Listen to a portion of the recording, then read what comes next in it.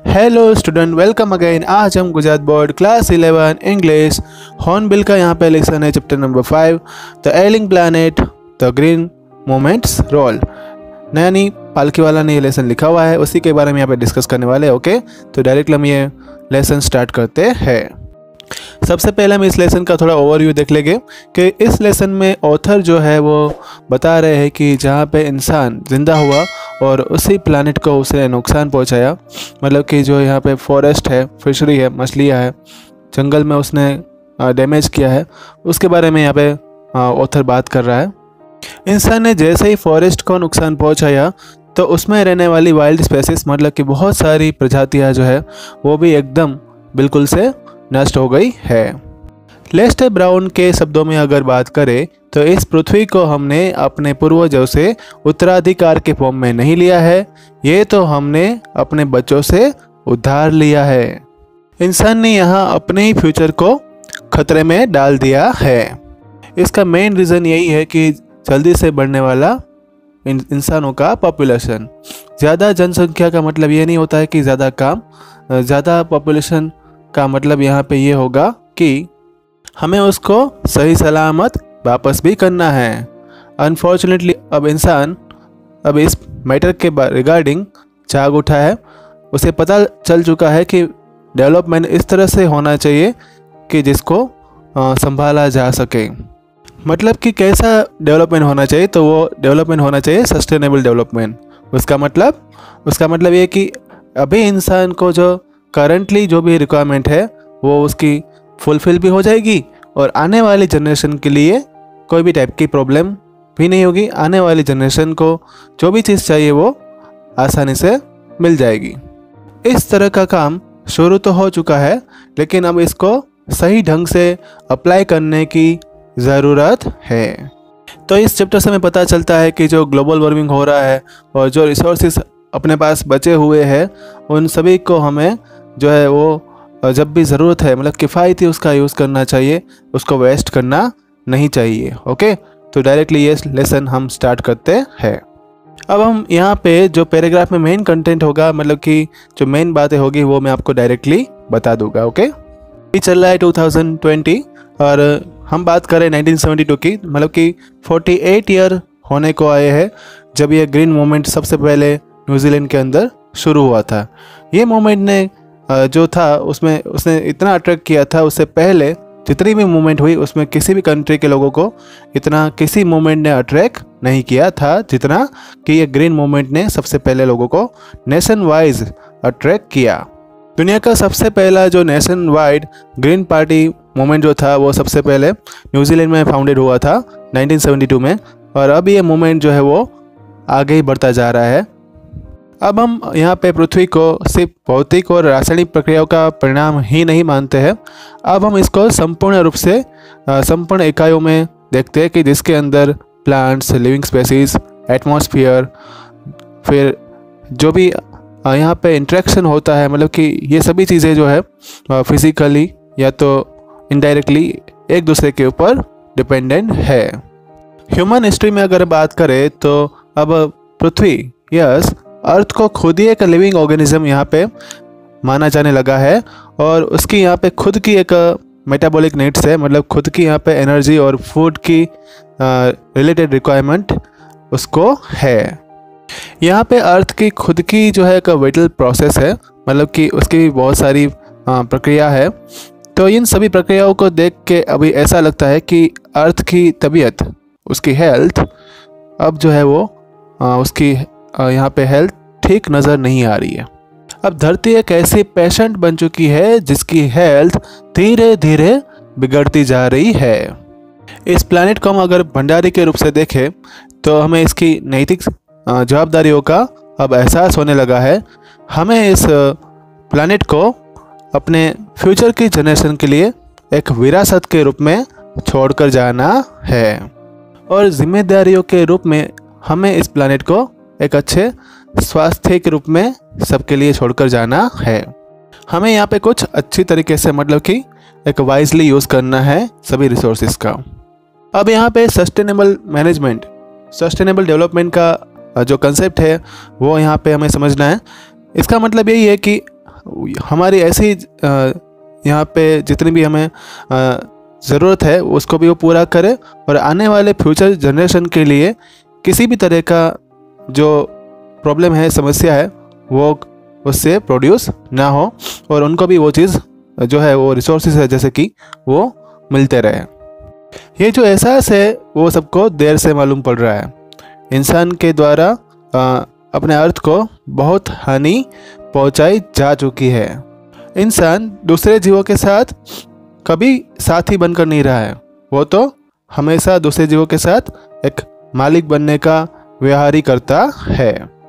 अब हम यहाँ पे जो मिस्टर लेस्टर आर ब्राउन की जो बुक है द ग्लोबल इकोनॉमिक प्रोस्पेक्ट, उसके हिसाब से अगर हम बात करें तो यहाँ पे जो अर्थ की यहाँ पे बायोलॉजिकल सिस्टम है उसके 4 मेन कंपोनेंट है: forest, fishery, grassland and cropland.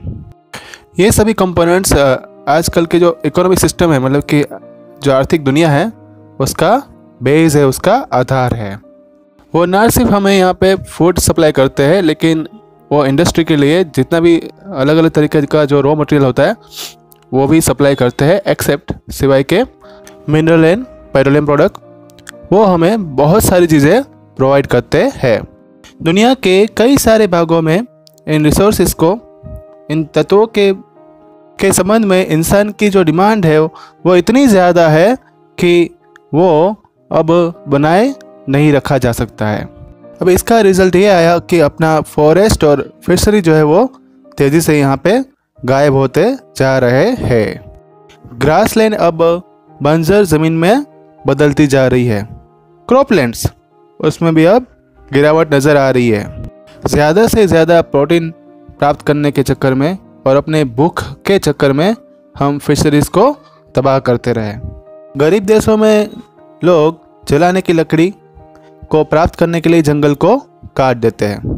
कुछ जगह पे लकड़ी की कीमत इतनी ज़्यादा है कि जिस पॉट में, जिसके अंदर हम खाना बनाते हैं, हांडी कहते हैं उसको, उसमें अंदर जो चीज़ बनती है और हांडी के नीचे जो चीज़ जलती है, मतलब कि जो लकड़ी होती है, उसकी कीमत हांडी के अंदर जो खाना बनता है उससे ज़्यादा होती है। फॉरेस्ट को यहाँ पे तकलीफ पहुँचने से वाइल्ड लाइफ को भी प्रॉब्लम आई है। वाइल्ड लाइफ की भी बहुत सारी स्पेसीज, प्रजातियाँ वो भी ख़त्म हो चुकी है। हर साल 40 से 50 मिलियन एकड़ में जंगल काटे जा रहे हैं। जस्ट इमेजिन करो, सिर्फ इंडिया में ही हर साल 3.7 मिलियन जंगल काटे जा रहे हैं। काऊ डंग यानी कि गोबर जो है वो गरीब लोग उसको खाना बनाने के लिए जला देते हैं। इस तरह से मिट्टी की जो उपजाऊ ताकत है वो ख़त्म होती जा रही है। The growth of world population सबसे बड़ा यहाँ पे कारण है जिसने मानव समाज के भविष्य को खतरे में डाल दिया है। मानव जाति की पॉपुलेशन को 100 करोड़ मतलब कि 1 अरब होने के लिए यहाँ पे पृथ्वी पे उसको 1 मिलियन ईयर लगे, मतलब कि 10 लाख साल लग गए 100 करोड़ पॉपुलेशन होने में।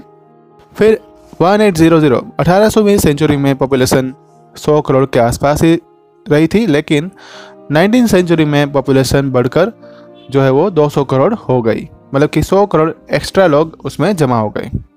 फिर उसके बाद 20वीं सेंचुरी जब आई तब उसमें पॉपुलेशन जो है वो 3.7 बिलियन मतलब कि 300 करोड़ से ज़्यादा पॉपुलेशन उसमें हो गई। यहाँ पे बुक के हिसाब से बात करें तो एस्टिमेट पॉपुलेशन जो अभी है, प्रेजेंट पॉपुलेशन, वो 5.7 बिलियन मतलब कि 500 करोड़ से भी ज़्यादा पॉपुलेशन है। और 4 दिन के बाद अगर हम पॉपुलेशन काउंट करते हैं तो वो 10 लाख जितनी बढ़ जाती है। अगर हम इंडिया की पॉपुलेशन की बात करें तो वो 100 करोड़ से ज़्यादा हो गई है, मतलब कि 125 करोड़ के आसपास अभी है। अगर हम यहाँ पे पॉपुलेशन के हिसाब से बात करें तो जब एजुकेशन अगर बढ़ती है तो मानव प्रजनन दर जो है, मतलब कि जो ह्यूमन पॉपुलेशन है वो कम हो जाता है। अगर एजुकेशन में इम्प्रूवमेंट होता है और हेल्थ में अगर इम्प्रूवमेंट होता है तो मानव प्रजनन दर को हम कम कर सकते हैं।